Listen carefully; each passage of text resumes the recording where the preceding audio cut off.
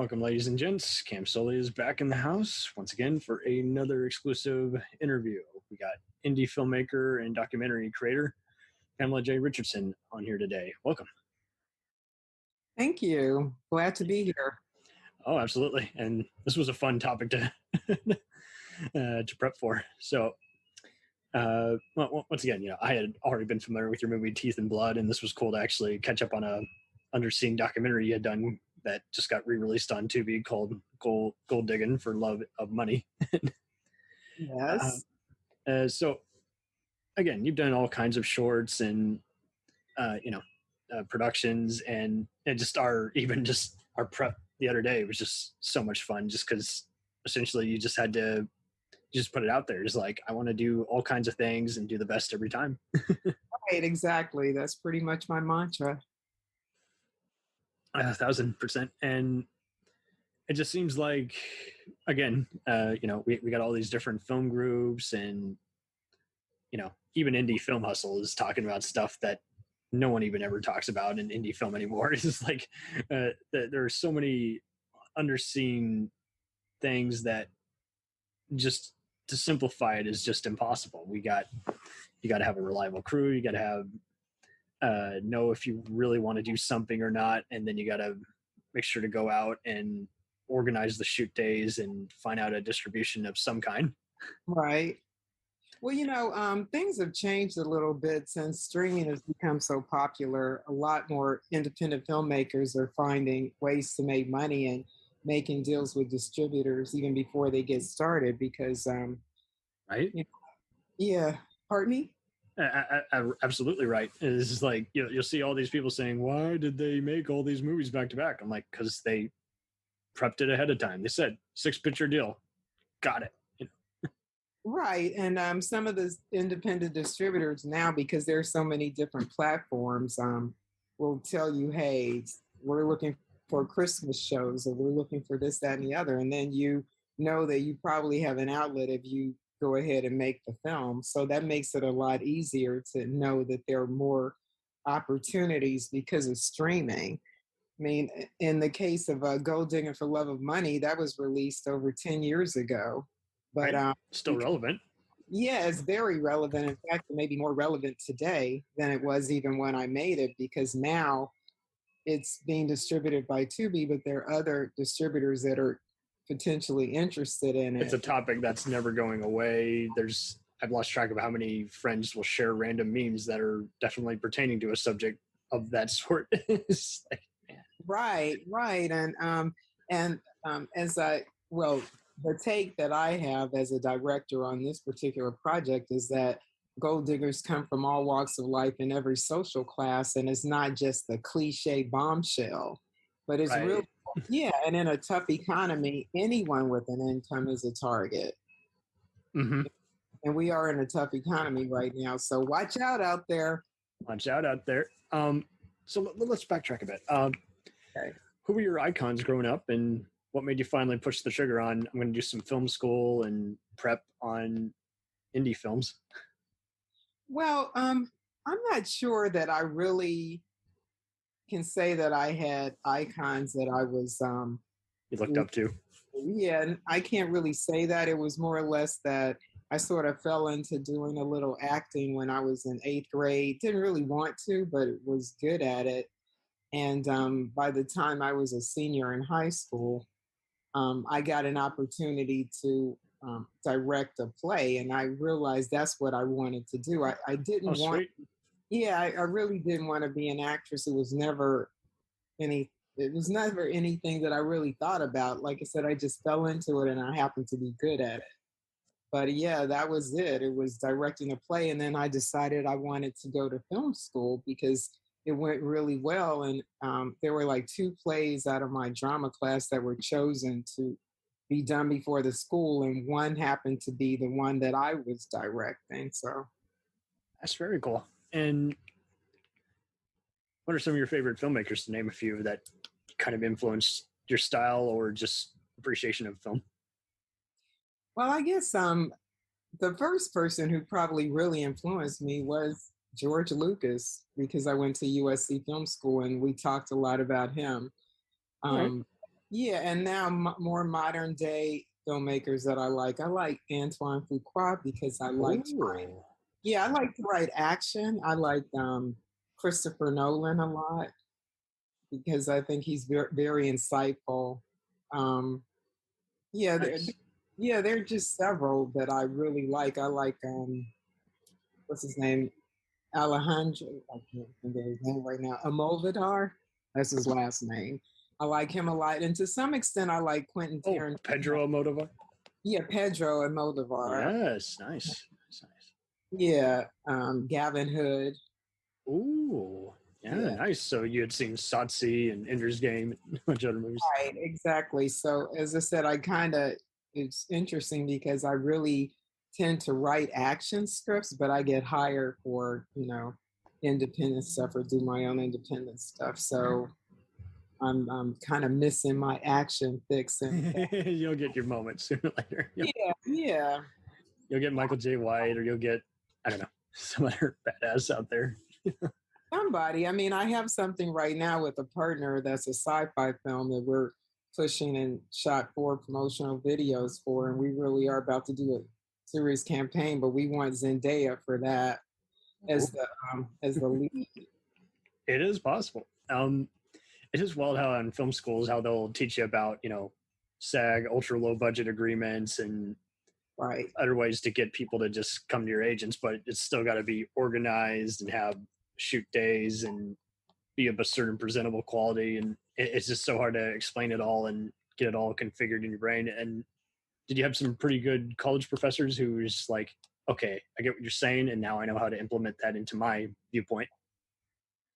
I would say, yeah.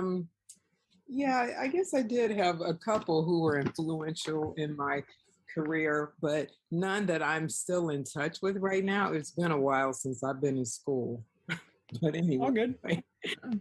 yeah. Because I always hate it when you hear people go to a college and you're just like, oh, but I didn't learn anything, or I wanted nothing to do with anyone there. No, I learned a lot because, well, I'm originally from Indiana, and Nice. yeah, and so I didn't have the relative or friend. There was no cronyism in my life before I came to LA. I came specifically to go to the film school, so I really didn't know that many people, and I had to learn how to network. You know, Right. I kind of, yeah. I'll be honest. I kind of assumed that you go to school to be a filmmaker and you come out and that's what you're doing, and that's not necessarily how it works. You have to start from the bottom. They leave out the part where you got to develop your voice and how you communicate. Absolutely. And so, it was a big learning curve for me as far as that goes, because I had to learn that. I didn't know it coming in. And so as I progressed in the business, I just learned more about how to do that. But one comment I wanted to make about being an independent filmmaker right now is that I realized, because I've done a little research on this, that a lot of the big name actors that you think you can't get, you might be able to get. But the key is that you have to find enough money to do a pay or play deal with a lot of these people. Oh, yes. Mm-hmm. Yeah, but it's not impossible, because there are a lot of names that do things for less money if they believe in the project. Sort of like how anyone can be a producer. We got Randall Emmett and George Furla, for instance, who were working with Millennium Films. They're just new Wall Street hustlers, and next thing you know, they just are one of many producers on giant movies like Lone Survivor and The Irishman and Street Kings, and in between they do all these cops and robbers movies with people like 50 Cent and Bruce Willis. It's like anyone can do it and make extra money on the side and do whatever they want. Yeah, I guess the key too, though, is that the actor or whoever you're bringing to the table has to believe that you can pull it off, but they know they aren't going to lose if they're doing a pay or play situation. They're going to get the money either way. So Very true. Yeah, but it is interesting because, like you said, there's so many different avenues to get things shown right now, and social media plays such a huge role in just awareness. And so, yeah, everything has evolved over the past, 15 15 years, really. Very true. So you've also done some other PSAs and other docudramas. Do you think documentary filmmaking is just a very undervalued kind of portion of anyone's talents to have in their skill set?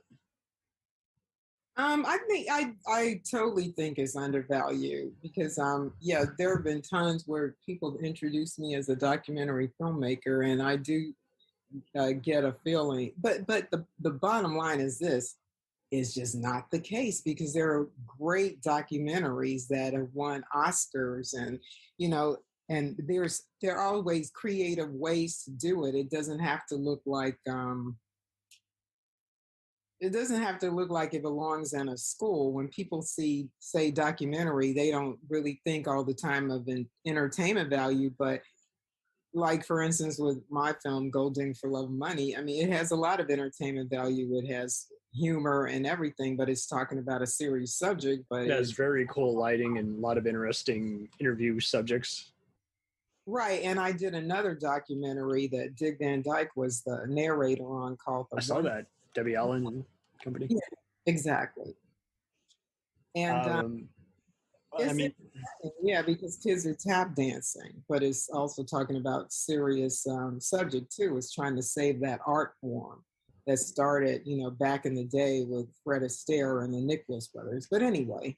And I mean, you mentioned icons like Fuqua and Lucas, and it's like they got their start doing documentaries too. They knew about the whole do enough coverage of everything instead of, you know, endless reshoots and right. And just just stick to whatever you're doing, just believe in it. Believe that way you can at least finish, and then you can work on worrying about selling it as you go. But like I said, things are different now. You kind of have to think about all these things a little bit more while you're doing them, because whereas before you were only looking at maybe marketing companies or the marketing wing of a studio to promote things, now you are the salesman, you know. 1,000%. Yep. So how would you describe how you kind of like get everything arranged? Because you got some very intriguing staging and just, you know, moody lighting and just other factors that a lot of people seem to overlook on indie films. Nowadays, everyone just kind of just whips out their phone and just tells everyone walk wherever or say whatever. That's the scene. Yeah, I think, you know, you always want to work with quality people who have experience, and with sometimes you're working with people who know more than you, but you always have to make sure you're dealing with the DP or first AD or whoever, the lighting, the gaffer, the key grip, people who see your vision and want to see it succeed. Because, you know, a lot of times as an independent filmmaker, you aren't working with that much money. So when you're talking to people who might have more experience than you, some people may want to try to take over or diminish you, and you just have to pick the right people. I just finished working as a creative consultant, and I shot the behind the scenes footage on a friend's film that wrapped about 2 weeks ago. And we talked about that before. We talked about that a lot, so that when he was choosing his DP, he made sure it was someone who was going to have his back. Because on his previous film, which did very well, by the way, it was called Cross the Line, and it had Ice-T in it. I would get him confused. I've seen that. That was like a TV One movie or something like that. Yeah. Right. Yeah. And that was with Millennial, but distribution. But it still did really well. But I just remember him saying that he felt like he was a stranger on his own set. So he made sure that didn't happen. So again, it's really important because making a film is a village, and you have to make sure that, you know, there's one chief and everybody else is supporting your vision for the project. It's not about you, but it's about the finished product. It's a very good point. I've seen some TV actors who have just started directing for the medium. Note that many directors are afraid to approach them, and they're not sure if they want to be bothered with the director because, you know, all it takes is just not getting along with the personas that day, and they're here to stay, or other feathers get ruffled. So it's very interesting to hear you just kind of point out is like, make sure everyone feels welcome with each other instead of fear mongering. Right, because like I said, we're talking about a village. A film is a village. Everybody counts. Everybody.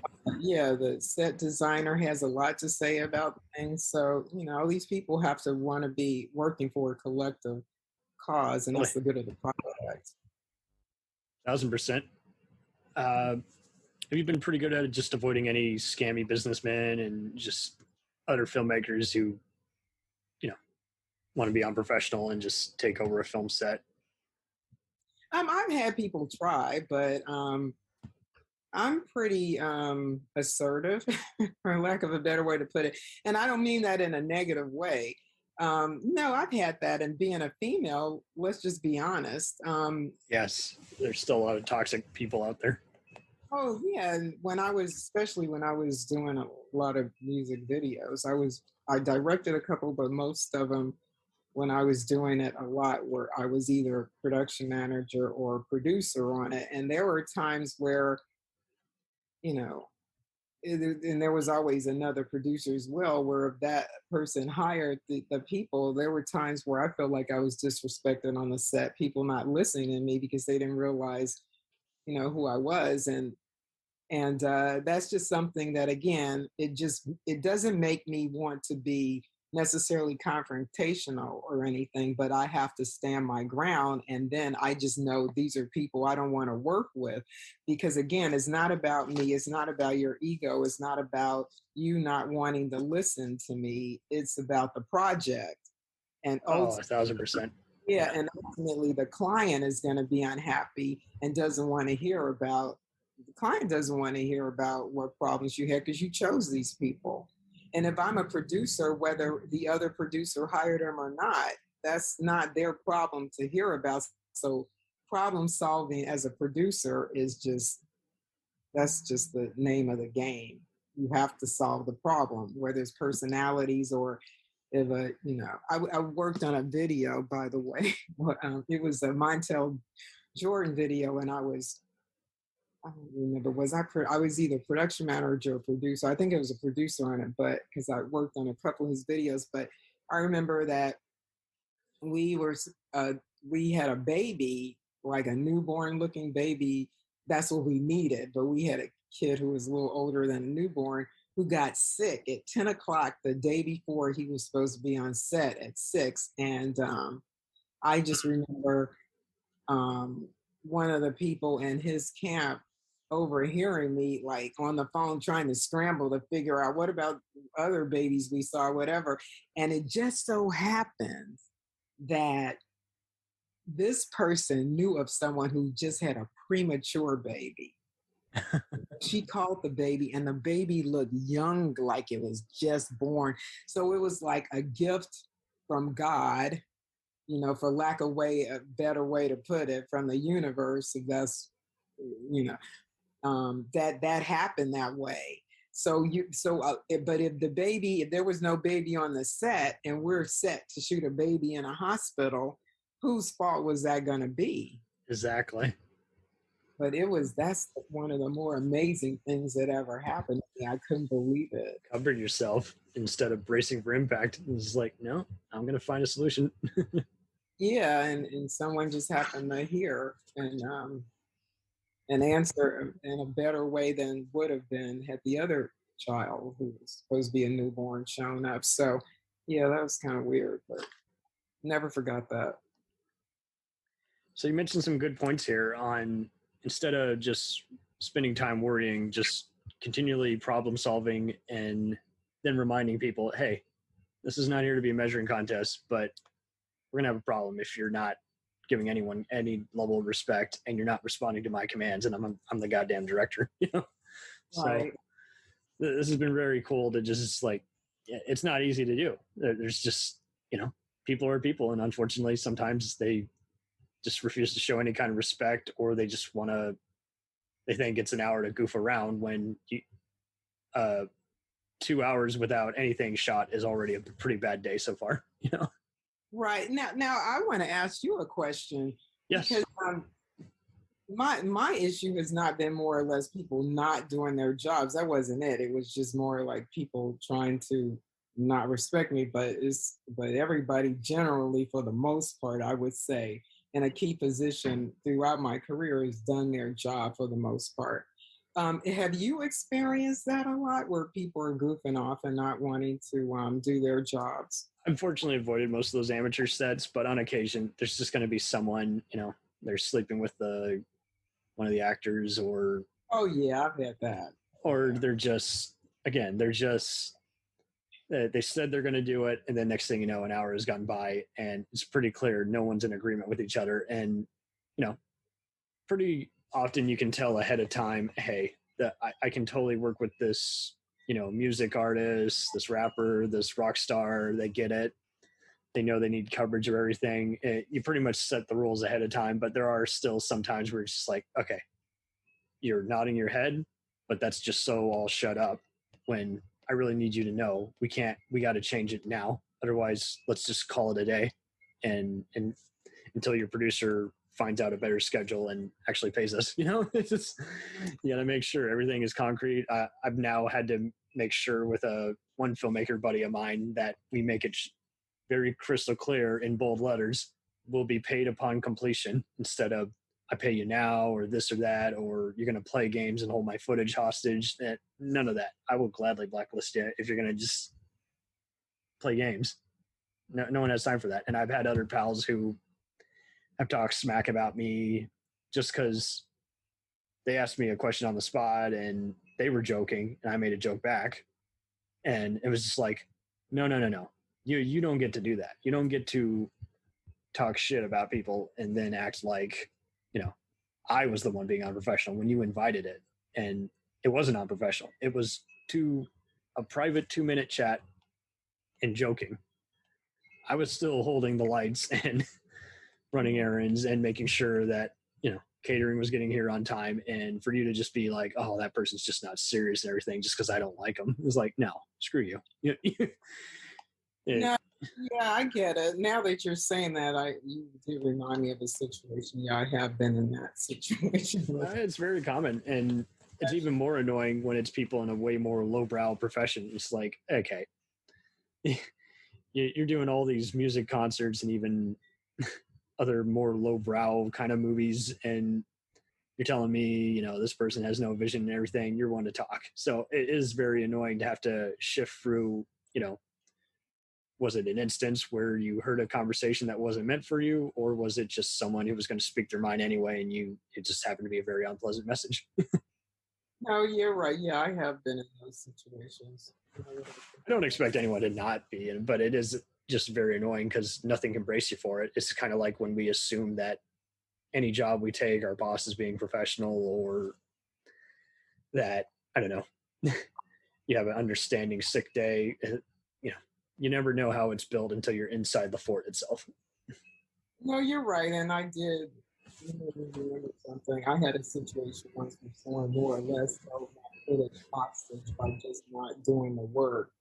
And so they really made me late on a deadline, and it was with a really good client. And I never got hired again, but it was an important, really important thing. I did deliver, but it was later than they wanted. So, and I had to replace them, get my footage and replace them. I forgot about that. Wow. I didn't mean to bring out unpleasant memories, but I mean, I know what you mean, where it's just like, it really can be annoying how you can take the blunt of something just because someone left something important out or didn't make an indicator enough. Hey, we need this or that. In addition to that, it was like, well, you didn't say that, but okay.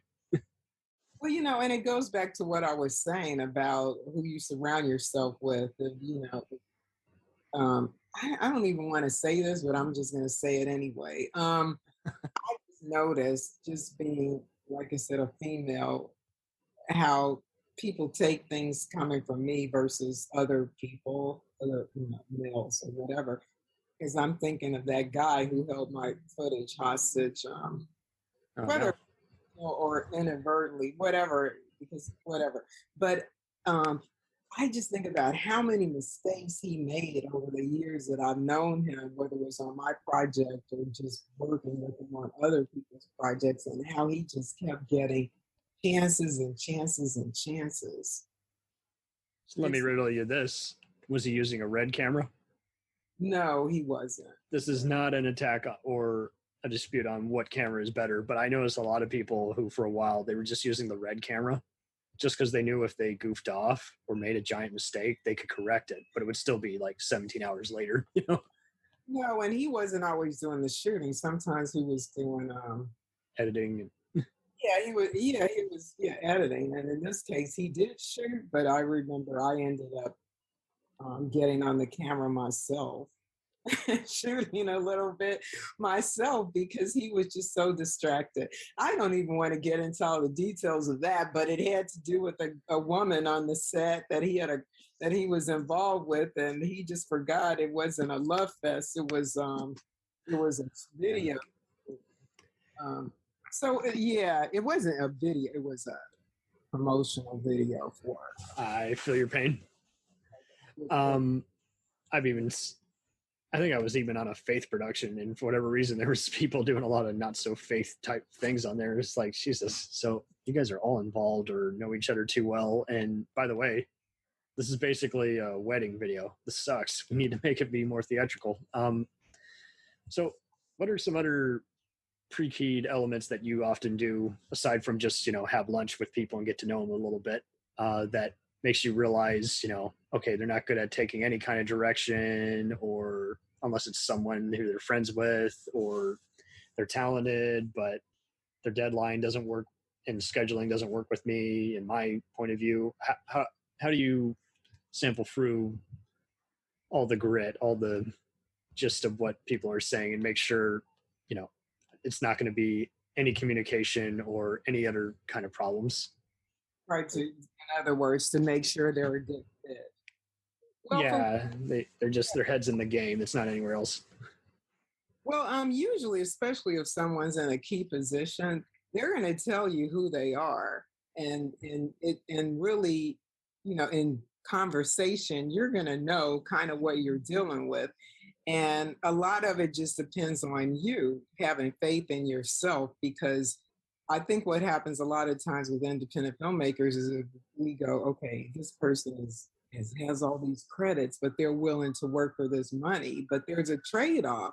If they're going to dog you out on your own set, or they're going to, and the other thing that people can do, which has held me up too, doing the documentary stuff, is them getting bigger jobs while you're doing this, and you might, and then yeah.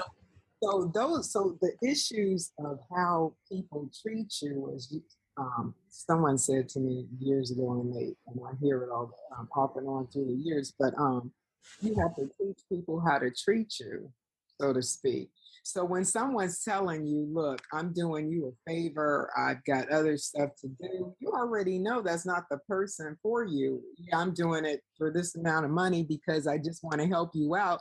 But are you really helping me? Or are you going to hurt me in the long run? Because whatever you're doing is going to be way more important than what I have going on. So you have to listen to your intuition, and you have to believe that when one door closes, another one opens, but we often stare so long upon the closed door that we don't see the ones that open for us. That's the saying that I like. And it's true. So you have to, I don't know if I'm really answering your question in the way. Oh, you totally are. Because essentially you just read them up from head to toe. Right. You have to, and you have to be honest with yourself about, is this going to work?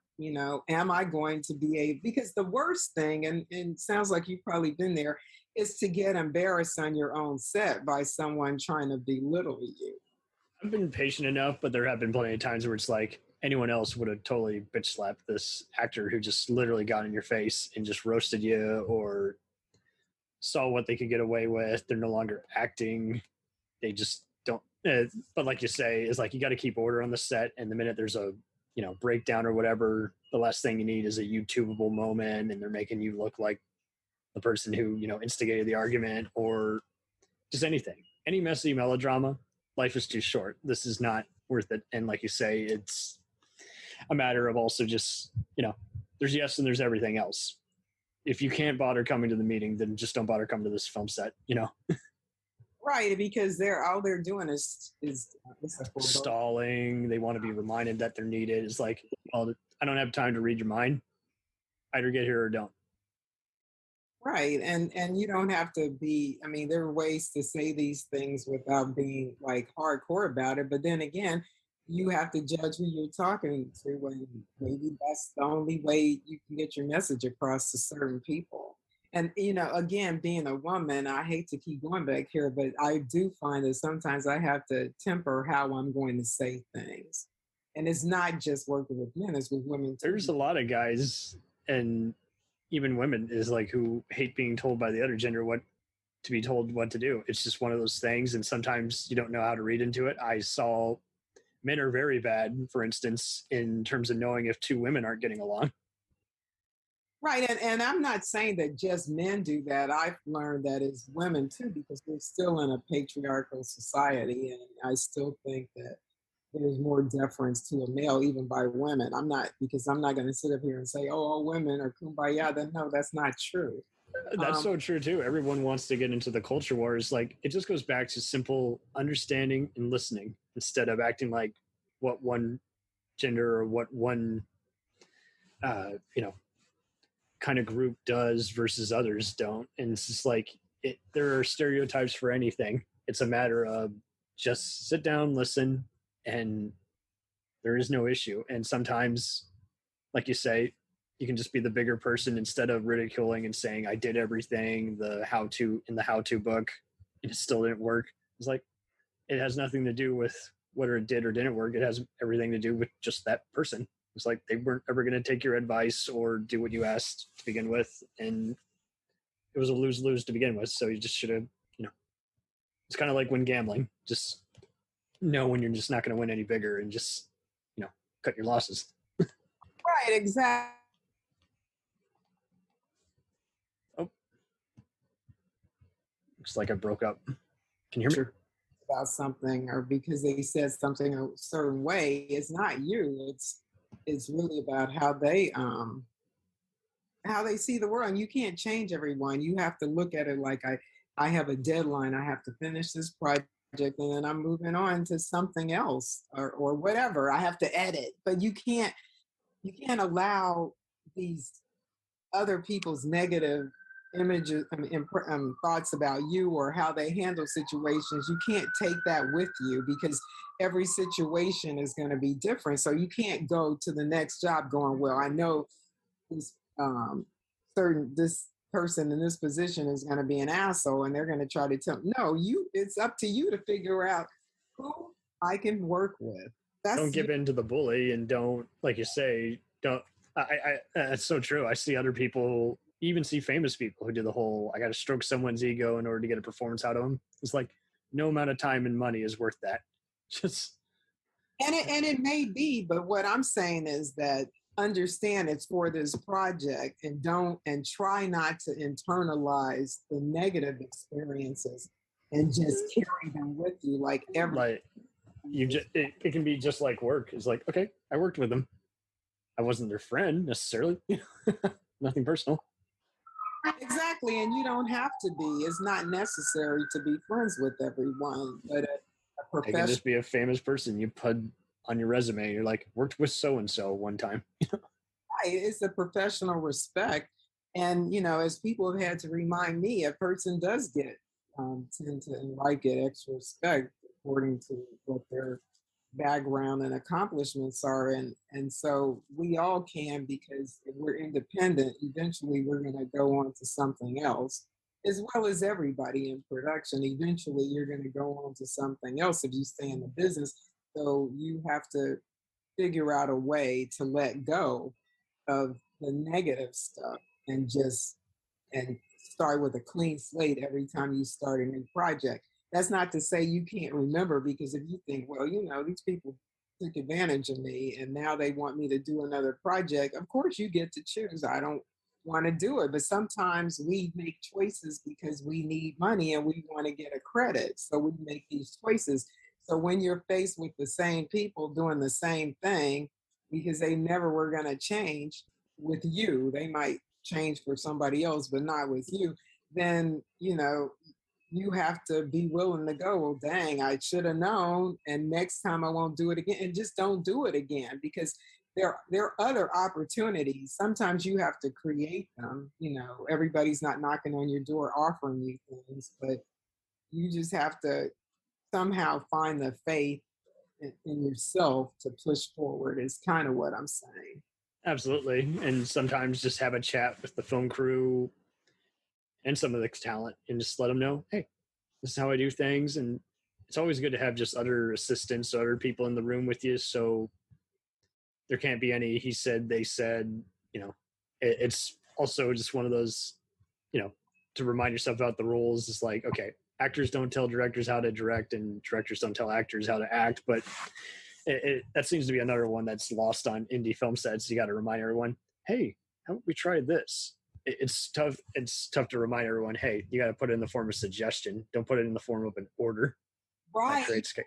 So true. That is very true. There was one dipshit who, take this with a grain of salt, he claimed he was being like extorted by someone who claimed to have worked for Lionsgate. It's like, I think that's just an idiot who's trying to steal from you, but whatever. But I would tell him that whole rule, and he's like, well, I don't really agree. I'm like, it doesn't matter if you agree or not. That's the rule.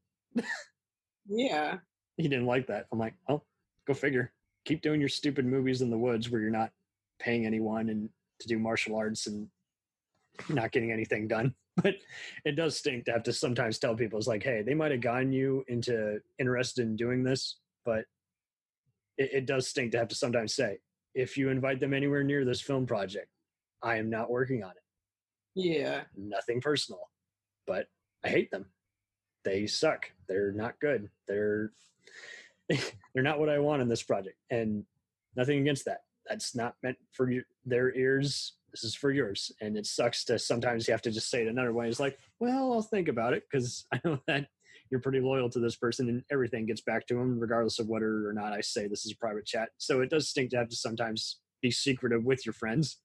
It's like, yeah, this is as secret as my bank account number. I'm just not going to say it to you. Right. And that's probably smart. A lot of times you just make a decision within yourself whether you want to work with someone or, what decisions you're going to make in the future. But I had a sound guy who was a friend of a director pal, and I told the director pal instantly, he's like, what the fuck is up with your friend? I just said that to him in his message. He's like, what do you mean? I'm like, I showed visual proof on the text messages and everything. First they say they want to do it, then they're getting angry that they're being told to sign and return the paperwork. Then they go on a temper tantrum saying, I don't want to sign it anyway, or I don't want to work on this anyway. And then finally the director had it with him and said, fine, you're fired. And he just made a big scene. Oh, but I just signed the paperwork. It's like, apparently you didn't want to do it anyway. So why did, okay. And he would have been a problem. Exactly. Yeah. He might have recorded without the sound on and given us a bad name with our actors and other thing. And it does stink that you just got to do all that pre-screening, back and forth messaging. If telling you what to do, and if you're just too proud to just say, no, not interested, then do that instead of, getting so annoyed that we had 10 different exchanges and you just couldn't bother to say, I'm not feeling it. I don't want to do it. Whatever my stupid reason is, I don't want to do it. And like, just say that. I will always call uncle. I will cry uncle instead of just, I'm not feeling it. Can we have 5 more arguments or chats? It's like, no, just say yes or no. It's not what we're going to do. No, I hear you. But it is annoying to have to sometimes tell people. I did ask another director pal the other day. I was like, whose project is this? Yours or your actor who's also a producer? And they didn't give me an answer. So I'm waiting on that answer. I was like, this is not a loaded question. I just want to know who's running the show. Who am I answering to? Right. But it sucks because, like you say, sometimes people get offended by even the simplest question, like, so what time do you eat? Or how do you want to go about this? Well, what was the point of the meeting? And all that. I'm just asking you. I'm trying to be on your level. Yeah, you just made me think of something else. I'm not trying to find all these traumatic memories, but I know what you mean. It is annoying to feel the pain. And you mentioned a good point the other day on how do you find people who aren't going to be snobs about, working with a certain kind of camera or budget. I saw one casting call the other day, and people were being total just horses behinds, doing the whole, oh, if it's paid this X amount of money, it's amateur. I'm like, amateur, people use words that they don't know the meaning of anymore. It's kind of like woke. Anything that can be an insult, that just throwing it out there. And this is like, amateur means it's unpaid. If I'm paying you something and it's 140 and you're not cool with that and it's a short, I get it. But don't say it's amateur. Right. Make great things in your backyard.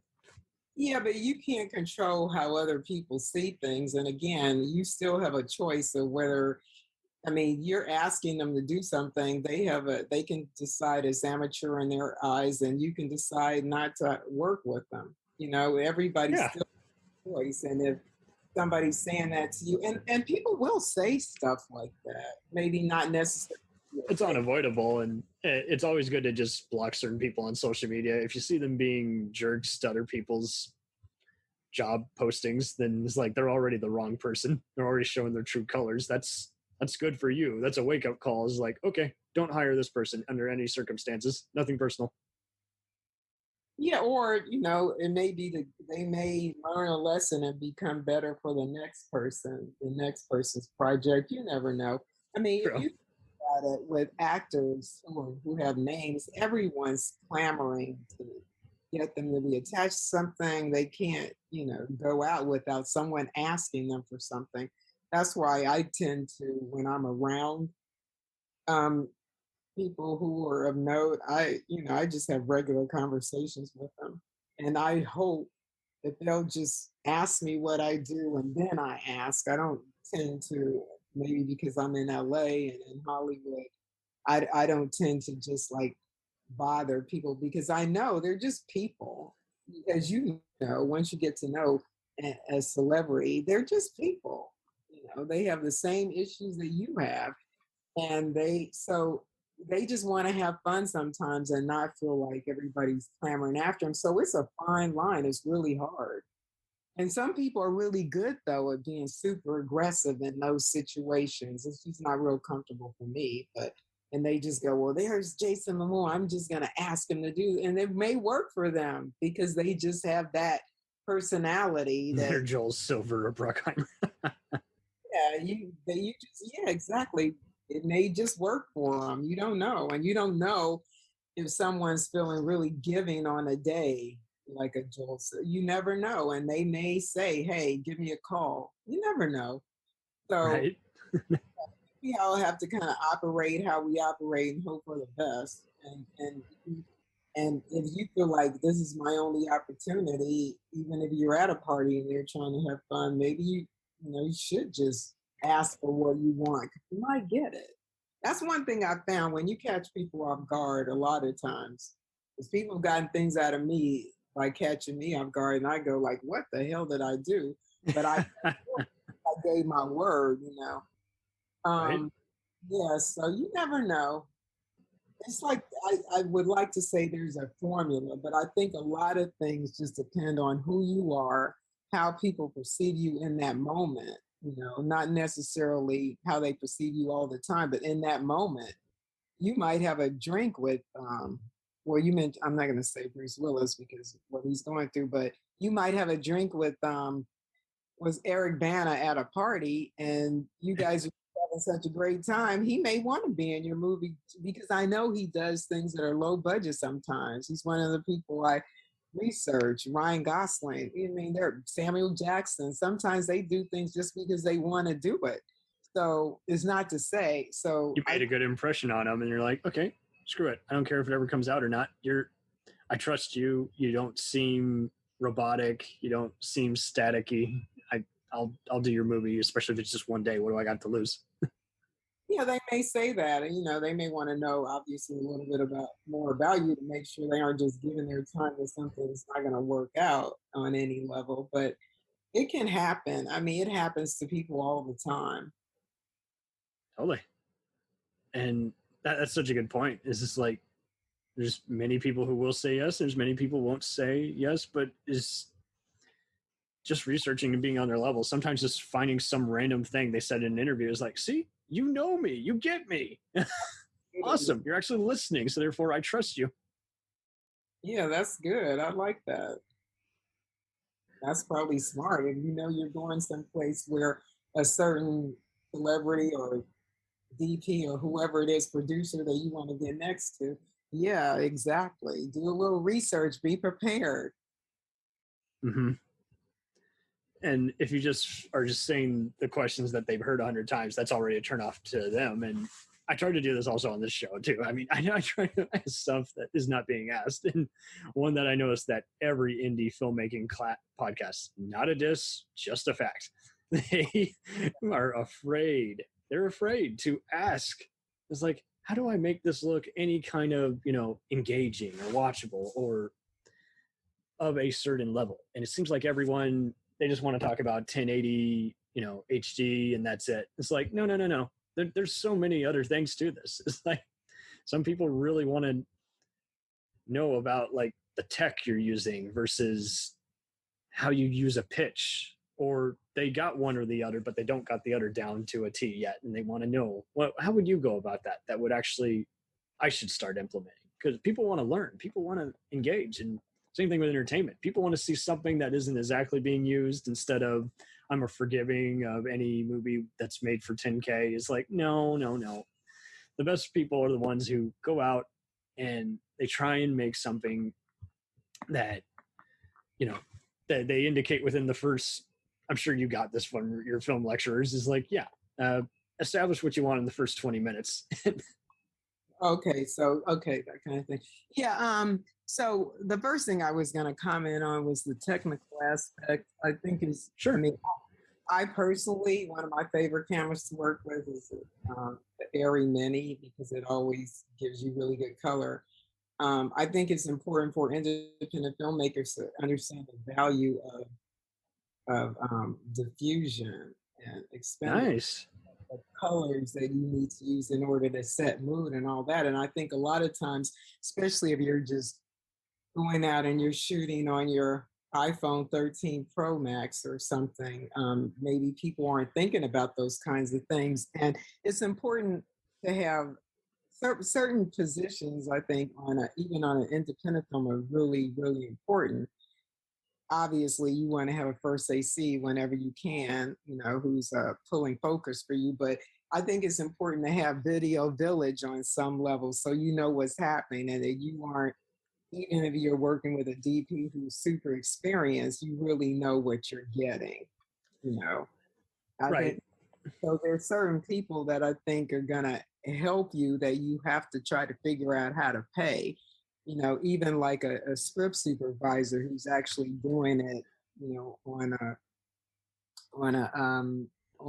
a device, whether it be an iPad or whatever, who's actually paying attention, so you can go back to her and go, and look at continuity and those kind of things. So there are just certain people that, even if you're doing it independently, that are going to save you when it comes to what it looks like. My stuff has been independent, but I know when I'm not embarrassed to show it, because the colors are always generally there. It looks professional. It doesn't look like somebody I don't think it does, just took something and shot something. So we're always thinking about that. That was real cool, because I see so many people just get ignored. And it's like, if they don't feel like they're valued at all, they'll gladly not show up. And so the next thing you know, everyone's doing 3 different responsibilities while they wait for a replacement. That's not cool. It's just right. And if you set a good tone with everyone is going to want to be there anyway, because again, it's still a village. So if you, as the head, the director, says, even if it's a short for 48 hours, that still means a lot. And everybody's going to get on board if they feel appreciated, and if the people that they respect you, they're going to give you that respect. You may be working with a DP and you don't know any of his crew, but if he's deferring to you and not and not acting like he's taking over your project or something, they're going to defer to you the same way. So it's really important to set that environment, but also, even like I said, with low money, you have to be willing to allocate the money you do have to the important things. And I don't feel like you can do anything without having some sort of gels and diffusion and all, and to make it right. Because the important thing I find about independent filmmaking is that you can, in my opinion, and this is one of the next things I'm going to do, is I'm looking to do a film that has very few people, but is just very clever, right? Because you can have a small project that still is just so unique and so clever, but you don't have to spend all that money on cast and food, because people go, well, the cast isn't costing that much, but yeah, all the food and all the other stuff that comes with the cast ends up costing you more. And if no one eats it, even more wrong sauce. It's like, I have all these tacos and I basically bought my grandkids lunch for the next 10 weeks. That's not cool. That was supposed to go to the film crew, and they didn't eat it. And it does sting, like you say, to have to have to re-explain yourself. But that is so cool to just say, hey, we can simplify this. People make movies all the time with literally 2 to 5 characters in a room. So let's focus on that. You have to be in a room. I'll give you an example. I don't remember the name of the film, and I'll make this quick because I know our time is coming to an end. But there was this, I can't remember the name of the film, but there was a woman whose car broke down in the woods, and so she went to try to find someone to help her with her car, and she ended up going to the cabin of a guy who was a domestic terrorist, and it was about him tying her up and finding out there was an agent upstairs that he had already caged, but it turns out she was an undercover agent, and and it kept my interest 100%, but that was mostly her trying to get away, her trying to see if she could save the other agent who gets killed. And then they had like a SWAT team come of 2 people, but it didn't bother me because the concept was so clever and the acting was good. It sounds familiar. Yeah, I can't remember the name of it. The actors? They were people I didn't know, and that's the thing. That's the thing too that I've learned about independent filmmaking, is that distributors want good product. They need product right now, so you don't necessarily have to have names as long as what you're doing is clever. So what I'm saying all this to say is, look at your budget. What people do I really have to have in order to make this look professional? And what concept can I do for this money? Those are all things you have to do from the beginning, because I personally never worked on any production that didn't go over budget. Things just come up, it may not be that much over budget, maybe $1,000, but everything goes over budget. They go over budget on TV shows and on films. There's always overages on music videos. That's just how it is. Everybody goes, I can do this for 10 grand. No, it's going to cost you 20. So there's plenty of off the record costs that the studio is not going to cover that you just had to do. It's like, I got to keep the rapport. We're going to have to spend a little extra on some food or get a new camera lens just to make this 5-second shot just stand out more. Yeah, and things do happen. Someone might trip and knock over a light. You never know. But I'm saying studios know that. They know that it's going to go over budget. And but the bottom line is, if you have an investor, once they're in, for the most part, they're going to pay those overages as long as you aren't trying to take advantage. And they know that, because it's either I'm going to pay this and get it done, or I'm going to lose the money I did put up. And if you're the investor, what are you going to do? You're 3 to your shoot and you need, an extra $5,000. What are you going to do? You're going to go try to find that money. That's a good point, because it does seem like everyone wants to be in a dispute and just set a precedence just for the hell of it. And it's like, no. Don't say stuff and then be like, I'm going back on all these promises. Sorry, man. It just wasn't in me. And it's like, no. Now your word means nothing. Just go with the flow. Just outline what you think you can realistically do, and then do it. Try and implement. And right. It stinks. It does stink to have to just sometimes just realize, I'm just too ambitious. I'm my own worst enemy. It's like we don't need to hear all that. You can just say, I'm thinking of doing this. What do you say? Yeah, and the other thing I'll say about that is that the important things for any independent filmmaker is to work things out on paper before you get started, because that's going to thank you. If you can't put it in writing, it's already not good. Yeah, or if you realize, okay, this is going to cost me this much if I do it this way, you got to put it in that script and that breakdown. Whatever your changes are, you have to be able to divorce yourself sometimes from what you really want and just set realistic goals, or you'll never get it done. Mm-hmm. Do you think many can't? One good way to make sure everyone's on each other's level is just make sure that they remember the screenwriting rule. Figuratively, 90 pages equals 90 minutes. Sometimes it's just hard for people to do. They're just like, well, what if it's only, 60 minutes? I'm like, that's fine. We can work with that. The rest of that, it's all action, frills, or shocking moments. Okay, well, that's going to take additional minutes. But if it's 40 minutes, we don't have enough for, a movie. Right. No, that's true. That's very true. And so like you're saying, however many pages, that's how long your film is going to be. And people want to be argumentative, and it's just something to go by. It doesn't mean you got to go by it. It's just something to start you off. And it seems like even the best intentions, people just seem to just want to complain nonstop. And it's just like, it's just a starting point. It is just there for you to refer to. Not saying you got to use it, but for the best results, why turn it down? Right. And it's so preparation really is what we're talking about. That's what we're talking about. I think another long lost art is definitely the improvised movie. It's like some wacky comedies have done that. Super Troopers, Beverly Hills Cop, Caddyshack. And it's just like, you can improvise a movie, but you got to have some template. It's like, we do or don't do this. We film something every day instead of just make it up every day and we don't know what we're doing anymore. Right. That's true. And I see so many other people that are like, that can't work. I'm like, it might work if you're both a comedian and you got enough people on set who know how to do enough kinds of different comedy instead of find out after the fact, this is whack. This is awful. No, you're right. And you know what?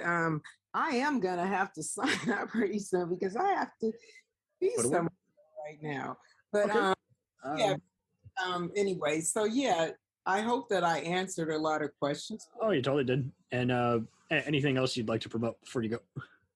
Well, I would like everyone to go to Tubi TV and see Go Digging for Love and Money, and definitely follow it. And if you like, look me up. I'm on all social media. PJ Rich 729 is my Instagram. I'm on Twitter, Facebook, Pamela J. Richardson. So, and I do appreciate the interview. This is really good. Absolutely. This was very eye-opening and very cool to do. And you be safe out there. You too. I try my best. I'll definitely try to get you back on another time if we're talking to, if it's just talking to film franchise or a music band. I'm like, hey, let's see if this is in Pamela's realm. She likes this. For sure. I would definitely come back. All right. Phone's ringing. So I will send you on your way. Best of luck out there. Thank you. All right. Take care, Cam. Anytime, Pam. We'll return after these messages. Do you ever find yourself thinking about who would win in a fight between Goku and Superman?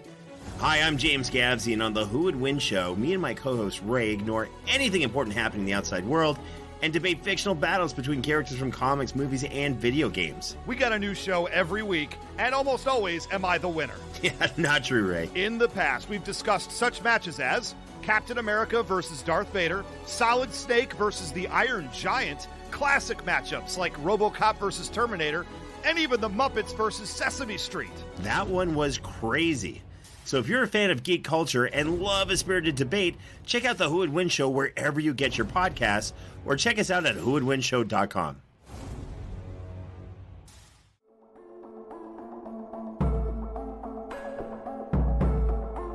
We let things pile up in the DVR, we add them to our queues, we wait for the DVDs and Blu-rays. We time shift. The Time Shifters Podcast. Sci-fi, horror, fantasy, superheroes, comedy, action, film, television, maybe some not-so-current events. Find us on iTunes or at timeshifterspodcast.com. Cool thing about Blind Knowledge is we are in multiple countries. We are worldwide all across the globe. We are in the US, we are in the UK, we are in Canada, Germany, India, Japan. We're in Australia, y'all. BlindKnowledge.com. Now back to the feature presentation. Dragon Ball Z, One Piece, Naruto, all things that we love, all manga that were originally published in the legendary magazine Weekly Shonen Jump. But not every series can run for 300 chapters and have a hit anime. This is David. This is Jordan. We're the hosts of Shonen Flop. Each episode we look at manga that ran in Jump that didn't quite make it. We discuss what it did wrong, what it did right, how the series could have turned itself around, and ultimately, was it a flop or not? We're on all your favorite podcast apps, and you can find us at shonenflop.com. Keep on flopping, floppers.